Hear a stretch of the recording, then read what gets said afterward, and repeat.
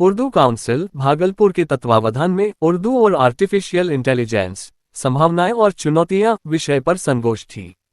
Bihar TV news agency. संपादक Mohammad Samiullah Bhagalpur. Bihar TV news agency. Reporter Ahsan Ullah Bhagalpur. Urdu council Bhagalpur के तत्वावधान में तथा उर्दू राब्ता कमेटी भागलपुर के सहयोग से आज 22 सितंबर 2025 को भीखनपुर गुमटी नंबर 3 स्थित जाकिर कदा में एक संगोष्ठी का आयोजन किया गया।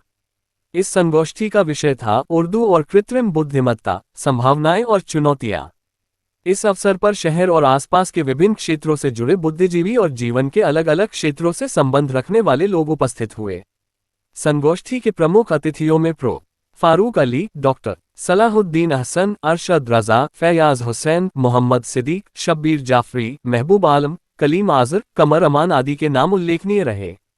कार्यक्रम की अध्यक्षता डॉक्टर शाहिद रज़मी ने की।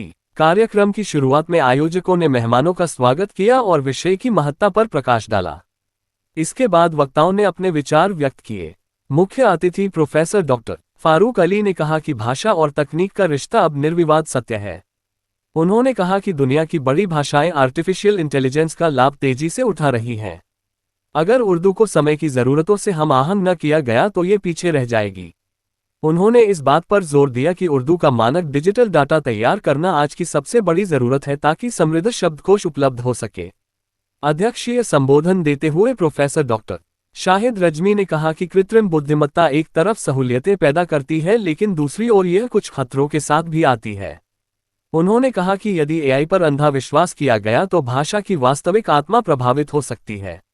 उन्होंने उदाहरण देते हुए कहा कि स्वचालित अनुवाद या सामग्री की रचना भले ही आसान लगे, लेकिन प्रायः उसमें उच्च शैली और मुहावरों की बारीकियां नहीं होती।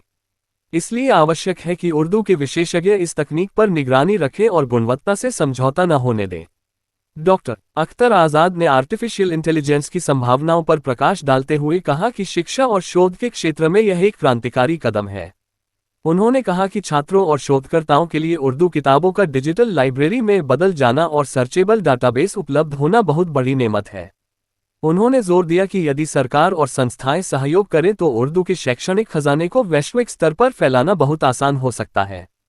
उप मेयर डॉक्टर सलाहुद्दीन अहसन ने कहा कि उर्दू एक जीवित भाषा है, इसका दामन बहुत विस्तृत है। कृत्रिम बुद्धिमत्ता के इस दौर में यदि उर्दू भाषी स्वयं को पीछे रखे तो यह उनकी अपनी कमी होगी। उन्होंने कहा कि उर्दू साहित्य और सामग्री को डिजिटल रूप में संरक्षित कर आम जनता के लिए सुलभ बनाना चाहिए। फैयाज हुसैन ने अपनी बातचीत में तकनीक के सामाजिक प्रभावों पर प्रकाश डाला। उन्होंने कहा कि अगर उर्दू पढ़ने वाले युवा एआई को केवल खेल समझेंगे तो उसका लाभ नहीं उठा पाएंगे। आवश्यक है कि पाठ्यक्रम में ऐसी शिक्षा शामिल की जाए जो युवाओं को व्यावहारिक रूप से इस तकनीक से जोड़ सके। सज्जाद आलम ने अपनी तकरीर में कहा कि कृत्रिम बुद्धिमत्ता एक वैश्विक चुनौती भी है और अवसर भी। बड़ी कंपनियां इस पर अरबों डॉलर खर्च कर रही हैं। यदि उर्दू समुदाय अपनी कोशिशों को संगठित करे तो यह भाषा भी इस दौड़ में शामिल हो सकती है। डॉक्टर अरशद रजा ने अपने विचार रखते हुए आशंका जताई कि कहीं कृत्रिम बुद्धिमत्ता उर्दू भाषा के शुद्ध साहित्यिक रंग को प्रभावित न कर दे। उन्होंने कहा कि भाषाएं हमेशा विकासशील रहती हैं। जिस तरह उर्दू ने समय समय पर खुद को नए परिवर्तनों से हम आहंग किया है, उसी तरह ही यह आज भी नई तकनीक से मेल बिठा सकती है। कार्यक्रम में मौजूद विभिन्न वर्गों के लोगों ने इस पहल की सराहना की और इसे समय की अहम जरूरत बताया। अंत में एक शायरी की महफिल भी सजाई गई जिसमें सैयद शब्बीर अहमद जाफरी, कलीम आजर, मोहम्मद सिद्दीक, अरशद रजा, फैयाज हुसैन, सज्जाद नदवी आदि ने अपना कलाम पेश किया। कार्यक्रम का समापन सज्जाद आलम के धन्यवाद ज्ञापन से हुआ। आज उर्दू काउंसिल भागलपुर की जानिब से कार्यक्रम रखा गया, इनको लेकर क्या कहना चाहते हैं? उर्दू राब्ता कमेटी और उर्दू काउंसिल भागलपुर के ज़ेर-ए-तमाम एक दिन का मुज़ाकरा था और मुज़ाकरे का उन्वान था उर्दू के फ़रोग़ में आयल दुश्वारियाँ और तदारुक, यानी क्या दिक्कतें हैं और उसका हल क्या है ना।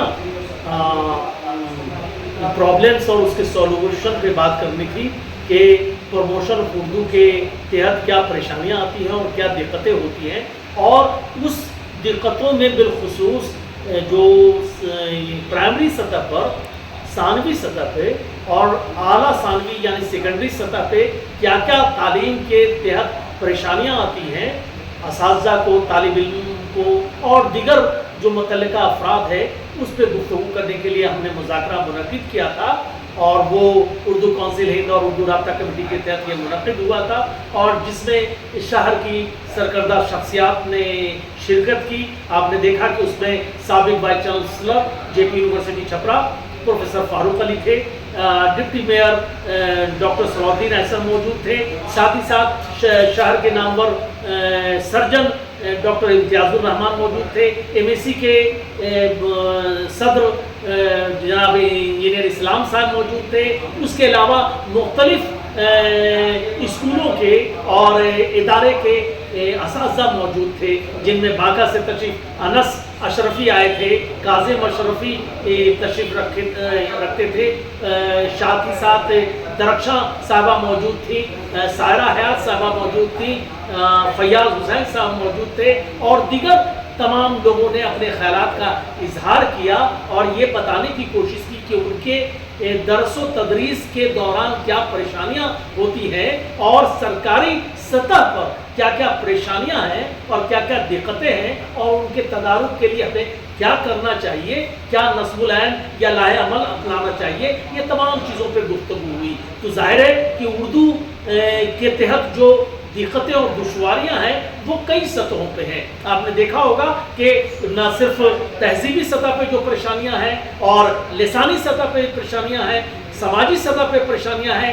सरकार के स्कीम और उनके जो अक़दाम हैं उसमें जो तसाहुली और उसके ज़रिए जो परेशानियां और दिक्कतें आती हैं, और साथ ही साथ हमारी ज़ाती, क्योंकि जाहिर है कि अगर उर्दू की तरवीज व इशाअत चाहते हैं तो ये हम खुद एहतसाबी करने का मादा होना चाहिए। अगर हम खुद अपने आप में तब्दीली नहीं लाएंगे, उर्दू कतई तरवीज व इशाअत के मरहले से आगे नहीं बढ़ सकेगी, उसका फ़रोग़ कतई मुमकिन नहीं है, क्योंकि घरों से उर्दू का चलन आम करने की ज़रूरत है, और उर्दू अगर घरों में ज़िंदा रह गई तो यकीनन वो दायमी होगी, वो जावदा उसकी नौयत जावदानी की होगी।